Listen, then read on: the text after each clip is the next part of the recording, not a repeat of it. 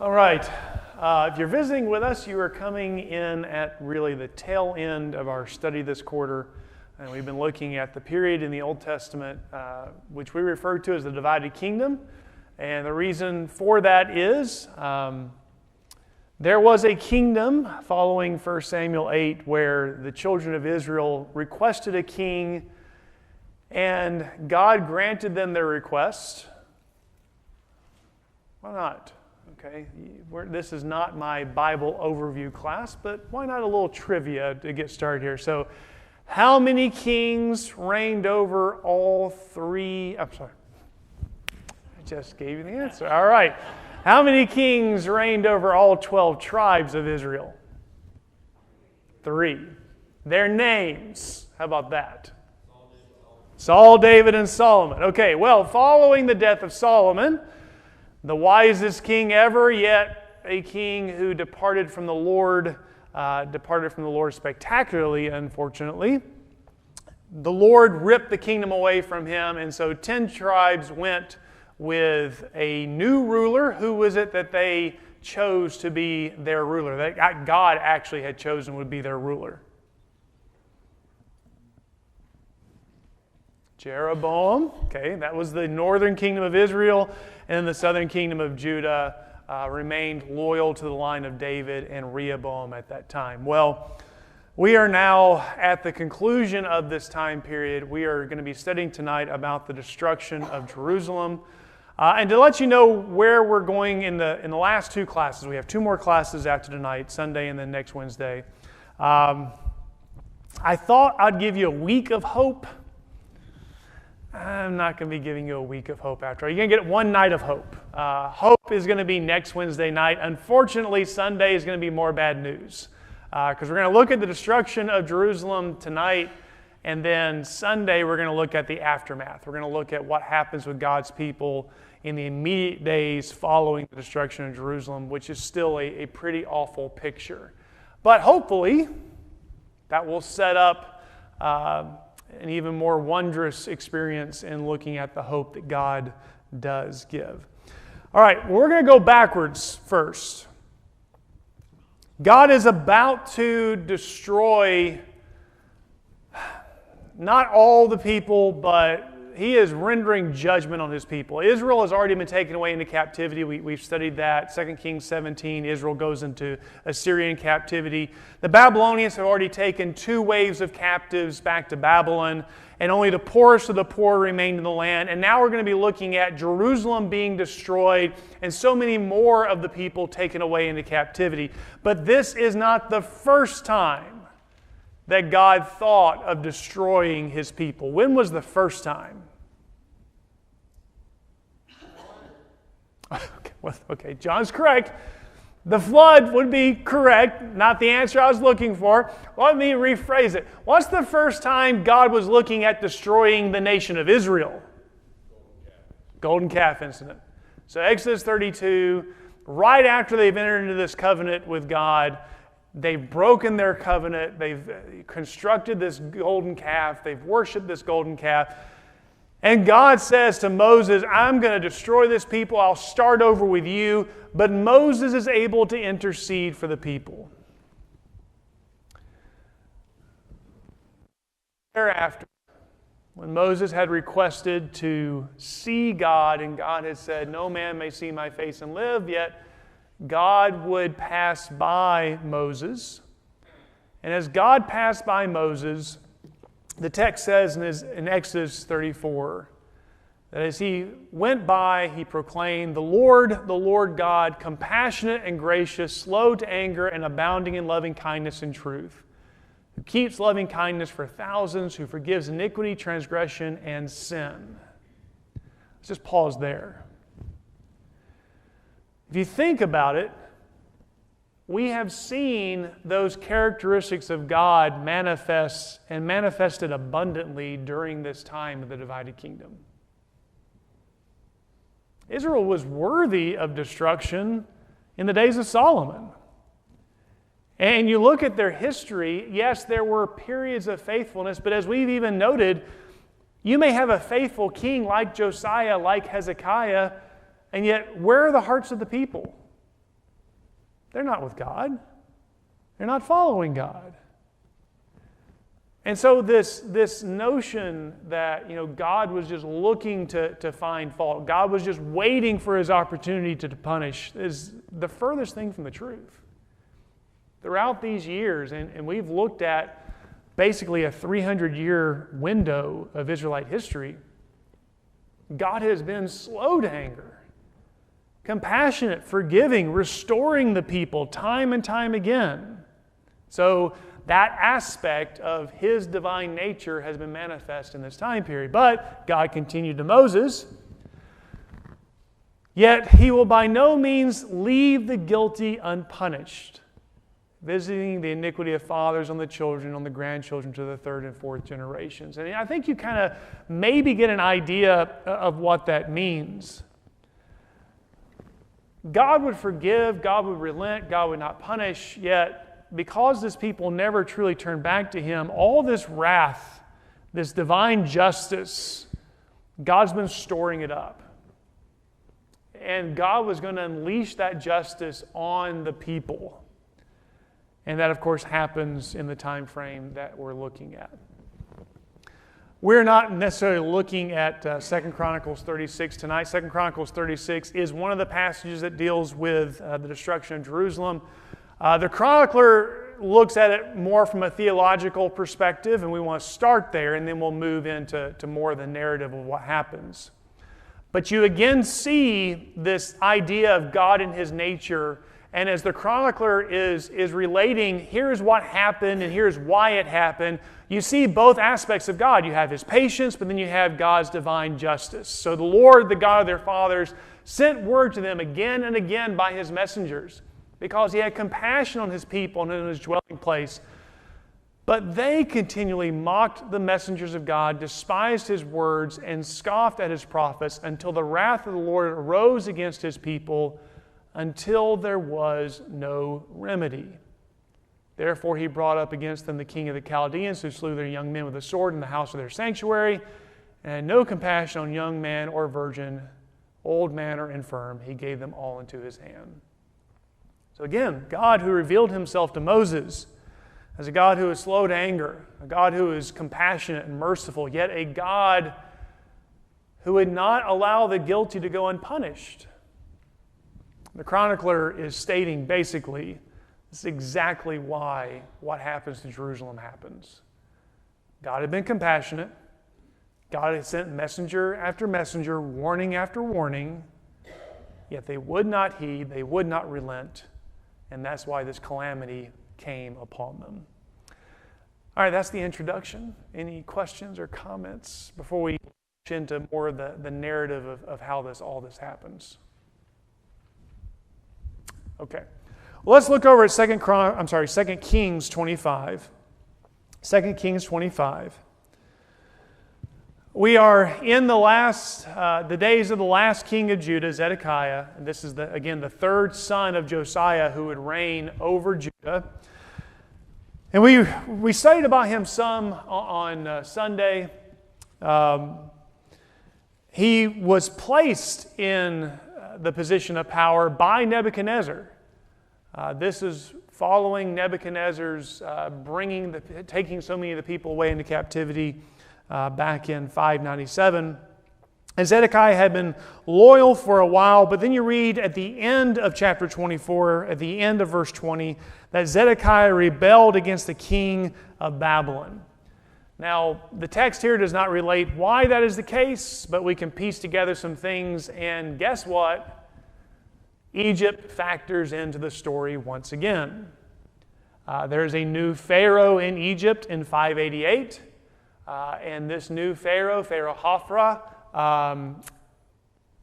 would seem had designs on reclaiming territory in Palestine, viewed himself to be mighty, and therefore was trying to make alliances with various kings. And for whatever reason, Zedekiah thought, yes, I'll align myself with Egypt.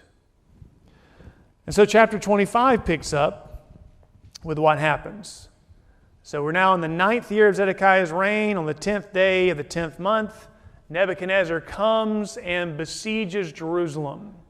And you skip down to verses 2 and 3, when the city actually falls, this is a 2-year siege. I don't think any of us want to imagine what conditions would have been like in the city in 2 years. Babylonian army camped around you, supplies not coming in, people not being able to escape. Now, this is where Jeremiah adds to our understanding a little bit. Jeremiah 37 and verse 11 talks about how the Egyptian army did march into Palestine. And so for a brief time period, the siege is lifted. Nebuchadnezzar goes, wars against the Egyptians. The Egyptians don't do much. Just like the Assyrians had said long ago, don't place your trust in Egypt. That is a broken reed. Any person that leans on them is only going to have their hand stabbed through by Egypt. Well, that's what Egypt has proven to be. They are not a reliable source of strength. Zedekiah was foolish to place his trust in them. And so because of that, Nebuchadnezzar is able to once again bring the siege back to Jerusalem. Let's skip over to Jeremiah now, and I want to look at a few things out of Jeremiah. Let's go back to Jeremiah 19. Just kind of get an idea of what's going on, and even a more kind of intimate level here. Jeremiah 19, God has given Jeremiah the task of trying to impress upon this people what's about to happen. Interestingly, in Jeremiah 19, Jeremiah is instructed he's supposed to take an earthen jar and he's supposed to go to the valley of Ben Hinnom. Now, who remembers what has been going on in the valley of Ben Hinnom, the valley of the sons of Hinnom? Pagan sacrifices, particularly what kind of pagan sacrifices? Yes, that's where they would offer their children in the fire. So God says, I want you to go to the valley of Ben Hinnom. And he even says why in verse 4, because they have forsaken me and have made this an alien place and have burned sacrifices in it to other gods. Neither they nor their forefathers nor the kings of Judah have ever known, because they have filled this place with the blood of the innocent and have built the high places of Baal to burn their sons in the fire as burnt offerings to Baal, a thing which I never commanded or spoke of. And so he goes on to say in verse 6, the days are coming, declares the Lord, when this place will no longer be called Topheth or the valley of Ben Hinnom, but rather the valley of slaughter. And so what Jeremiah is even instructed to do is to shatter this earthen jar in the valley, a picture of the shattering that's going to be happening to the people of God. And so, yes, yet again, when we come in the New Testament, we hear Jesus talking about Gehenna, hell. This is the imagery that he's using. This place where there had been so much wickedness, and now God says, this is the place where I'm bringing judgment on my people. This is going to be a place of destruction. And we can understand why Jesus would use that kind of language to describe eternal destruction, eternal punishment away from the presence of God. Well, for his trouble in Jeremiah chapter 20, Jeremiah is put into prison. Imagine, you're trying to speak truth to power. Power has aligned itself with the Egyptians. And your message is, no, the Babylonians are going to win. And you need to submit to the Babylonians. Well, they don't like that. So they put Jeremiah into prison. He is freed on this occasion. He's going to be in prison later on. But interestingly enough, chapter 21, so around this time, Zedekiah comes to Jeremiah. And he asks Jeremiah, in verse 2, please inquire of the Lord on our behalf. For Nebuchadnezzar, king of Babylon, is warring against us. Perhaps the Lord will deal with us according to all his wonderful acts, so the enemy will withdraw from us. Zedekiah does not come off as a very powerful person in this narrative. He's somewhat weak, indecisive, concerned about what the other nobles are going to think about him. We'll come to that later in Jeremiah.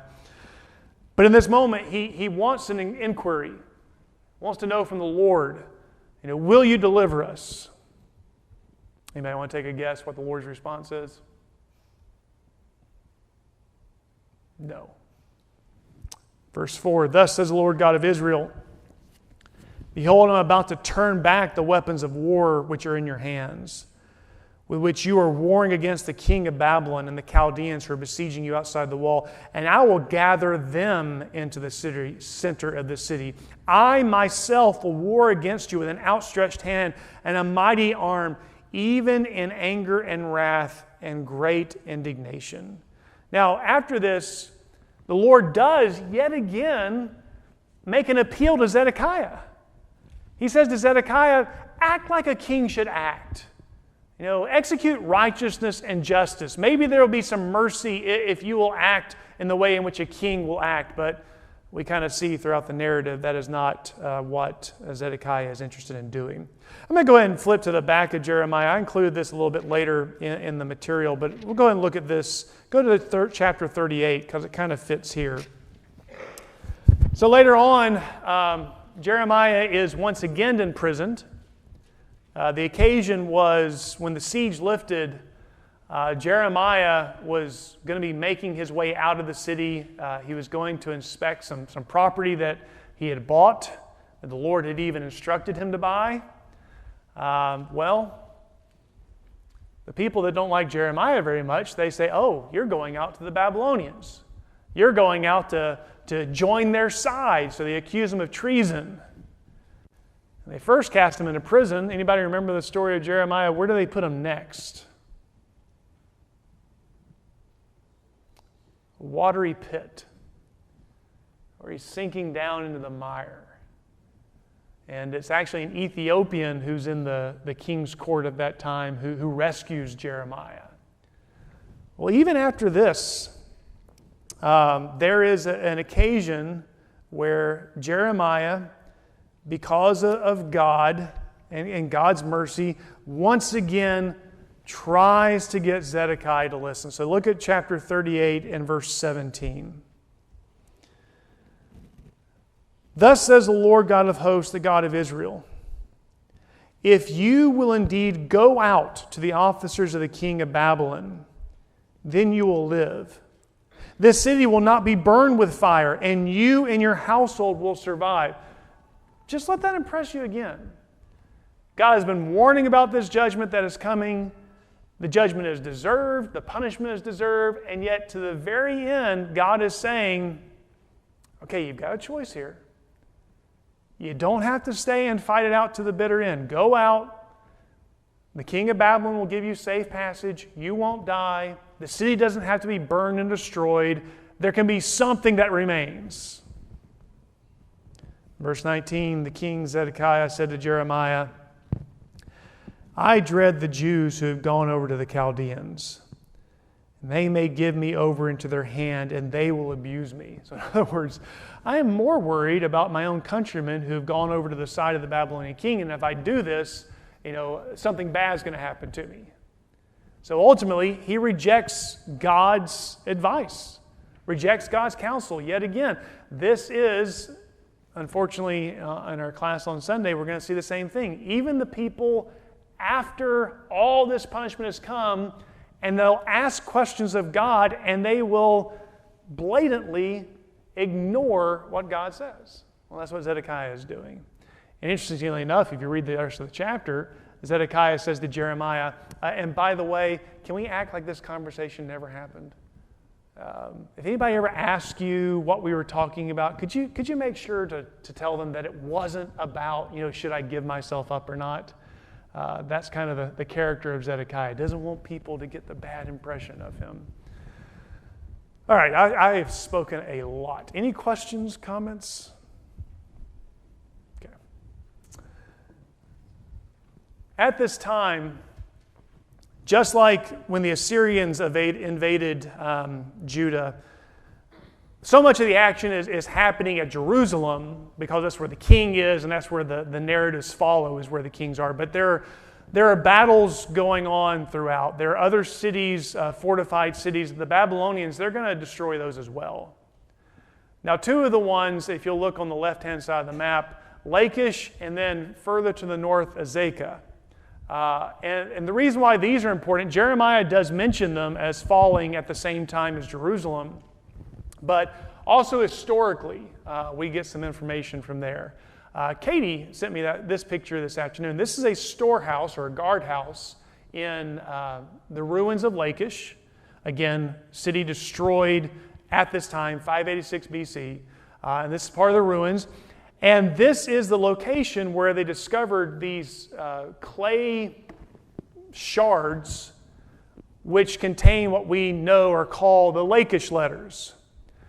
And what these Lachish letters describe are a commander from a garrison, an outpost, a watchtower, and kind of his sending word back to his chief about what's going on. So it's from another place, but they're sent back to Lachish.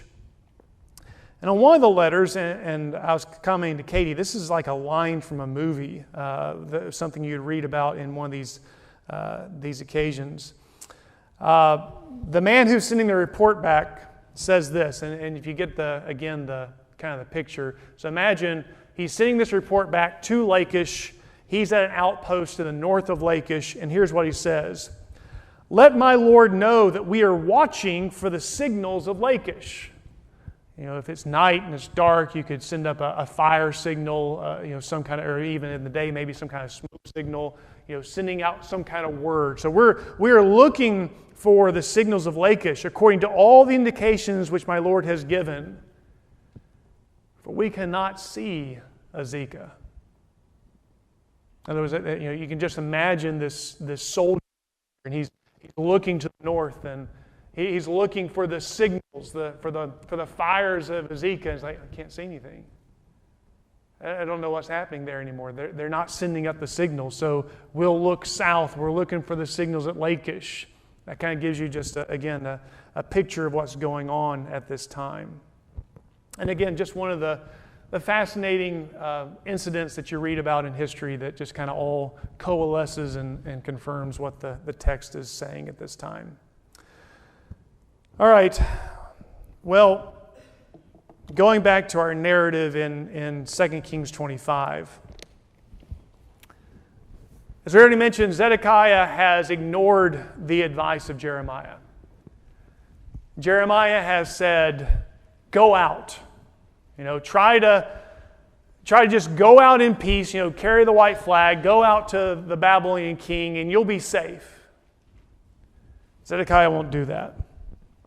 So what the text says in chapter 25, that on that day, the 9th day of the 4th month of Zedekiah's 11th year, that's when the city is broken into.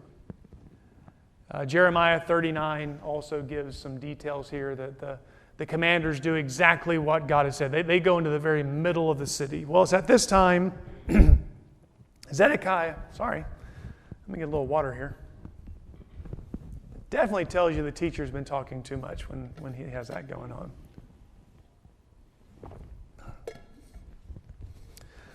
So Zedekiah, Zedekiah decides, well, time to make a run for it. So Zedekiah, along with his military men that are still with him, and I hope you can see that okay. If you look there on the map where it says King's Garden, that's trying to give you a location in Jerusalem. Just know that's just Jerusalem. So they break through the wall, dig through the wall. And they're going to try to make their way across the Jordan River. So the text says they make their way toward Arabah. That's the area of Jericho. And so that's where you would have this crossing place to cross over the Jordan River. So they're going to try to escape from the Babylonians. Well, the Babylonian forces pursue them and overtake them. Nebuchadnezzar, remember, he's the overlord of all this. He is the king of Babylon. He is the commander of all the armies. So there's all these battles going on. So he's not at Jerusalem. He's actually up in Syria at Riblah. That's where his camp is, his command center. So Zedekiah is sent up to Nebuchadnezzar. Zedekiah, who could have had mercy, rather has to witness his sons being put to death And then Zedekiah will have his eyes gouged out, and then he is led away captive to Babylon. Now, again, this is important for when we get to the future hope. This is the last king of Judah. This is the last of David's physical, earthly descendants to reign in Jerusalem. And that's his end. You might could say, there's some similarities to Jesus in the torture and the torment. There's going to be no resurrection for Zedekiah. There's not going to be any coming back of the line of David to the physical throne in Jerusalem. That's over. Okay, well, that's really happy. So let's continue on and just look at what the rest of the text says. And really what the rest of the text is saying is this is how thorough the Babylonians are done. They're not going to allow for any kind of insurrection in Jerusalem. They are going to be very thorough in the destruction of the city. So the text goes on to talk about how they burn all the houses, all the buildings. They burn the temple itself. And in particular, they give special attention to the temple. Because notice what it says in verse 13 of 2 Kings 25. Now the bronze pillars which were in the house of the Lord, and the stands and the bronze sea which were in the house of the Lord, the Chaldeans broke in pieces and carried the bronze to Babylon. Now if you go back to chapter 24, that's when they took all the gold. When they took Ezekiel and all that, those captives, they came and they took the gold. They stripped the gold off the doors of the temple, you may remember reading. So the gold's gone. Okay, we'll take the bronze this time. We can do something with bronze. That's got some value. And when it talks about those two pillars, those are the two pillars that Solomon constructed at the entrance of the temple. The king's pillars. They were named Boaz and Jashan. They were huge pillars. Well, we're going to take them back to Babylon, and we'll cut them in half or cut them in pieces so that we can transport them. Everything's taken away from the temple. And then the temple itself is burned. And that's not all he's going to do. They take, again, more of the people. And so once again, we've already been left with the poorest of the land. Now we're left with the poorest of the poor. They're the only ones left. And they're only left so that they can tend the fields and tend the vines. And that's going to be their job. Then you skip down to verse 18. And the captain of the guard took Sariah, the chief priest, and Zephaniah, the second priest, with the 3 officers of the temple. From the city he took 1 official who was overseer of the men of war, and 5 of the king's advisors who were found in the city, and the scribe of the captain of the army who mustered the people of the land, and 60 men of the people of the land who were found in the city. And I almost said Nebuchadnezzar, it's not him. Nebuzaradan, we'll go with that. The captain of the guard took them and brought them to the king of Babylon at Riblah. Then the king of Babylon struck them down and put them to death at Riblah in the land of Hamath. So let's just picture what's happening and picture why this is happening. Why is it that Israel and Judah are being punished and punished so severely? We've gone back to these texts time and again in Deuteronomy 28 and Leviticus 26. What is Judah guilty of?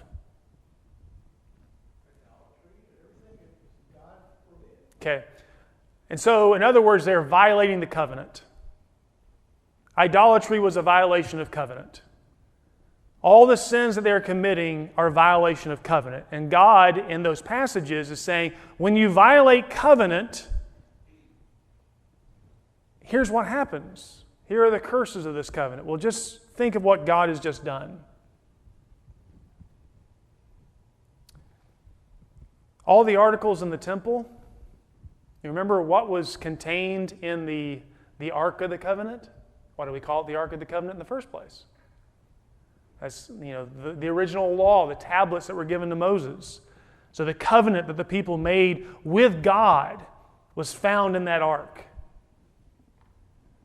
That ark's gone.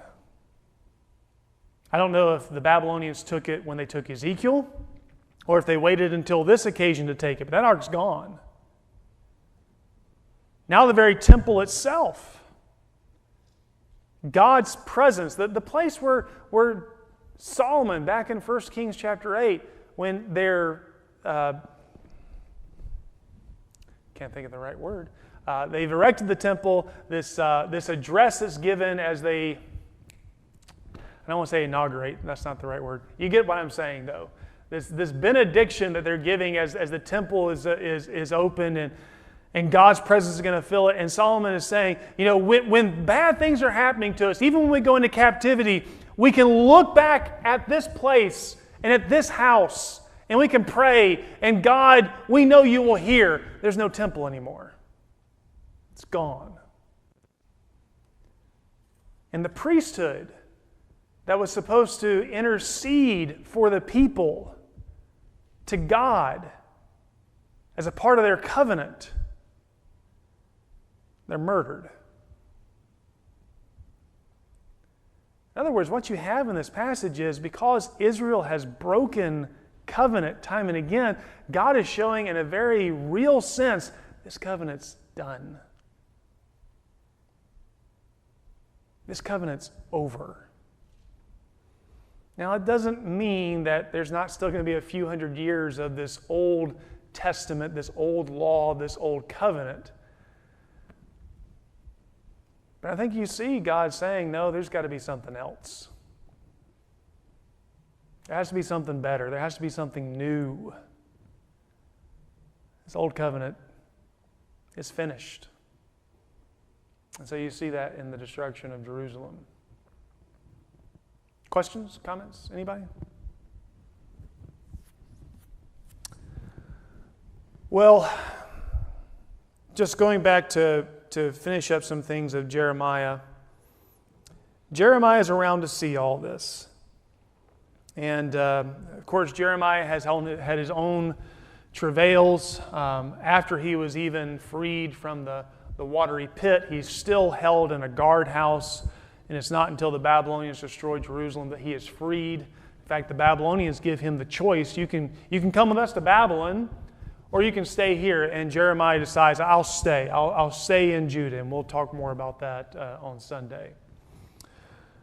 But of course, Jeremiah is the one who can survey what is happening. And Lamentations, I forgot this one. Okay, pause on Jeremiah for a second. Do want to make one point about, we've looked at this text numerous times regarding Hezekiah. That after Hezekiah had shown the Babylonian emissaries, all of his treasures, and God said this, and this story we've now seen it come to pass. That God said to Hezekiah, all your treasures, everything that you have in store is going to be carried away. Nothing shall be left. That happened. Again, they cut up the bronze pillars to take those back to Babylon. They take it all. So, sorry, should have gotten to that slide much earlier in the class. So, Jeremiah, though, Jeremiah is the one who witnesses the destruction, and so these words in Lamentations are as Jeremiah surveys what has happened to God's people. My eyes fail because of tears. My spirit is troubled. My heart is poured out on the earth because of the destruction of the daughter of my people. When little ones and infants faint in the streets of the city, they say to their mothers, where is grain and wine? As they faint like a wounded man in the streets of the city. As their life is poured out on their mother's bosom, how shall I admonish you? To what shall I compare you, O daughter of Jerusalem? To what shall I liken you as I comfort you, O virgin daughter of Zion? For your ruin is as vast as the sea. Who can heal you? I'd like to say that this destruction made an immediate impact on the people. Again, we'll see on Sunday how that was not the case. And even in Ezekiel, Ezekiel 33 is where some months later, word comes to Ezekiel, the temple's destroyed, Jerusalem is destroyed. And God has a word for Ezekiel. And the word isn't good. God says, as I live, surely those who are in the waste places will fall by the sword. And whoever is in the open field I will give to the beast to be devoured. And those who are in the strongholds and the caves will die of pestilence. So again, I'm sorry. one more class of really bad news. And that Ezekiel kind of sets it up for us. But we're going to look at what happens to the people who are left in the land. And we're going to look at what happens with Jeremiah, who is left in the land with them.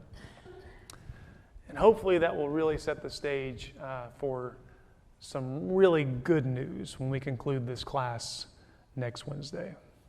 All right, thank you, everyone. Any final questions or anything? All right, you've been very patient. Thank you.